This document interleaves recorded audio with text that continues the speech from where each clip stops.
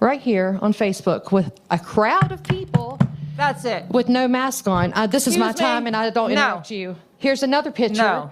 with you with a no mask on. I'm sorry, Ms. Vaught, you are done. If you are going to sit there and disparage a member of our school board, then you can sit down. If you have something effective to say. I have facts and truth on my side. I am not going to sit here. This isn't about you anymore. It's about Can we have a police officer, please?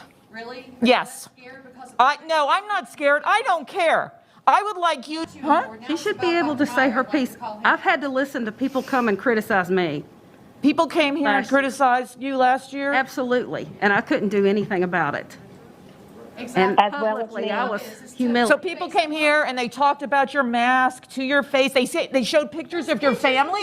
They showed pictures of your. Yeah, they did worse. pictures there. You did. That doesn't make it right. No, it That doesn't. doesn't make it right, Jamie. You're right, but I had to sit. Those are that's my family. That is, then What do fine. you think about our family? I am not. Our family is being suffocated to death. I'm by your done. Policies. Time is up. What do She you leaves or I leave. Time is up. Time is up. I'm done. You can't deal with the truth. You don't need to be a school board member. It's not the truth, but that's not the issue. You can have my seat. We're coming for them. All of them. Except for Dan and Jay. Hi guys, you're welcome to Dixon's View. A school board member stormed out of the meeting. What happened in this meeting, in this video as well, will be a shocker to you. Let's watch it together. Cass, let me just point out real fast. When you were introducing the public address comment, you said, this is the time we get to hear from the students, from the staff, and from the community members. You didn't mention parents, not one bit. And I think that's a big issue for Montgomery County because you guys do not like the parents. Ms. Cass, you also yelled at me the last time I was here for taking off my mask, but here's a picture of you right here on Facebook with a crowd of people. That's it. With no mask on. This is my Excuse me? time, and I don't No. interrupt you. Here's another picture No. with you with a no mask on. I'm sorry, Ms. Vaught, you are done. If you are going to sit there and disparage a member of our school board, then you can sit down. If you have something effective to say. I have facts and truth on my side. I am not going to sit here.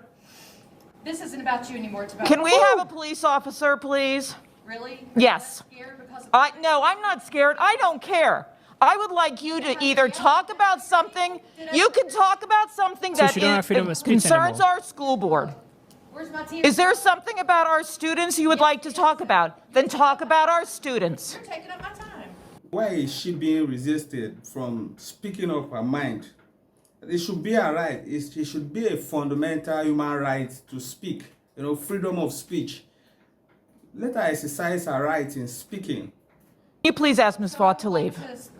Thank you. What, for speaking Okay. the truth? No.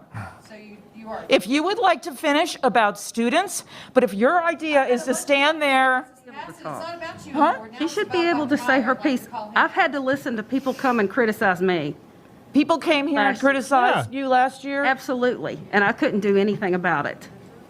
Exactly. And publicly, I was So humiliated. people came here and they talked about your mask to your face. They showed pictures of your family.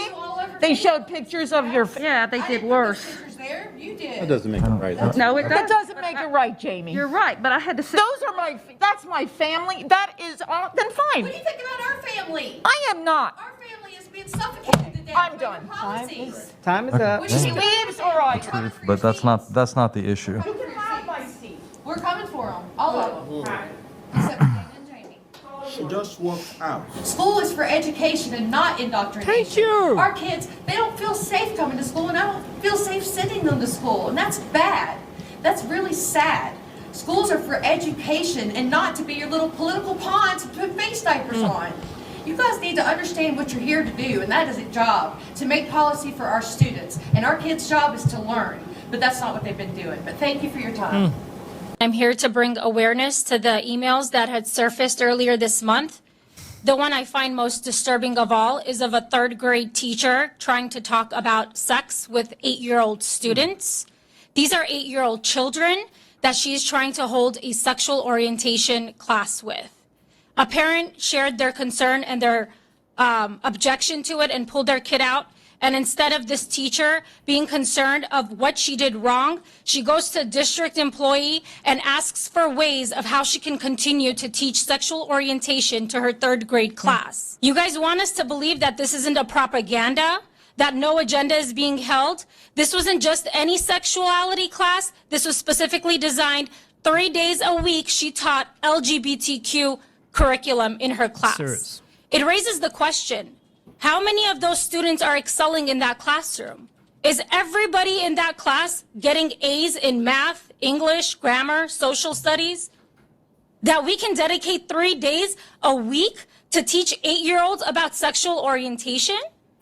I don't care what kind of sex is being discussed. The word sexuality, nudity, does not belong in the ears of 8-year-old kids.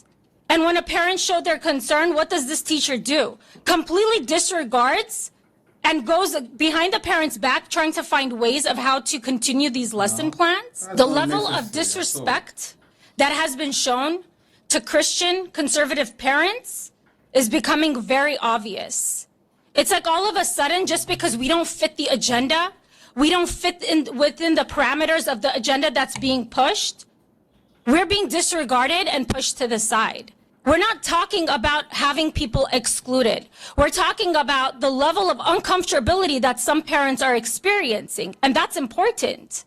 Because if you guys want to talk about including all, listening to all, every student matters, our kids matter too.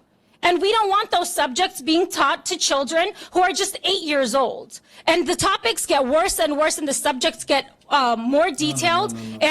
I'm sorry, are we doing Bible studies in classrooms? No, we're not, right? No. So why is this a certain agenda being pushed into the classrooms? But if we don't take a stand and we don't share our voice, they're just going to sweep this under the rug. Sure. Why should a parent overhear her 8-year-old kid being taught about sex? Mrs. Tiber says, "Good morning, Sally and Craig. As you know, I teach third grade. Today I talked to my class about LGBTQ Pride Month and played 2 short videos from YouTube that were geared toward kids. A parent who heard the lesson and discussion made her daughter leave the Zoom and texted me asking when I was done discussing sexual orientation so that she can let her kids back onto Zoom. I was planning on doing more lessons tomorrow and Wednesday, but now I'm afraid to." After sending the email, Mrs. Tiber received a response from Mr. Craig Lewis, part of district staff, that said, "Do not be concerned or afraid. Your principal should support you, as I know that our district, including Vivian, does," end quote. This district staffer goes even further and gives more media recommendations to the teacher, but says to steer clear of content that says sexual or coming out, since it may raise red flags. In other words, coaching this teacher on proven methods to push her agenda, but to stay under the radar. Immediately after the release of this email chain, the parents at Jefferson Elementary who have had Ms. Tiber as their child's teacher reached out to the principal and demanded answers. Why is gender and sexuality issues being taught to 8-year-olds to begin with? With the tremendous loss of learning our children experienced the past 2 years, coupled with the already dismal reading and math performance scores of public schools, why are teachers taking away precious learning time to push their own political and social agendas? In what realm should 8-year-olds be discussing topics around transgenderism, lesbian, gay, queer, and coming out? All words which were repeated many times in these videos. As a parent, I demand an investigation into this matter, the teacher, and the district as a whole. The lid has been flipped, and the level of systemic indoctrination Is it that people don't really have the right to speak in a school board where things, where they have this complaint of things not going the right way, and as a parent whose kid or child is in the same school doesn't have the freedom of speech, of which by standard it is a fundamental human right to exercise the freedom of speech? Why should they even call on the police to contain the woman for speaking her mind? Why would a school let our teachers to be teaching kids, children, about transgenders? This is totally unacceptable, and it should not be allowed, because these kids do not have the mind to decide on what they learn, if it will be acceptable to their consciousness or not. At that age, whatever they see, whatever is being taught to them can just be seen as a way of life, which is not supposed to be so. We really love to know what are your thoughts in the comment section. See you in our next video.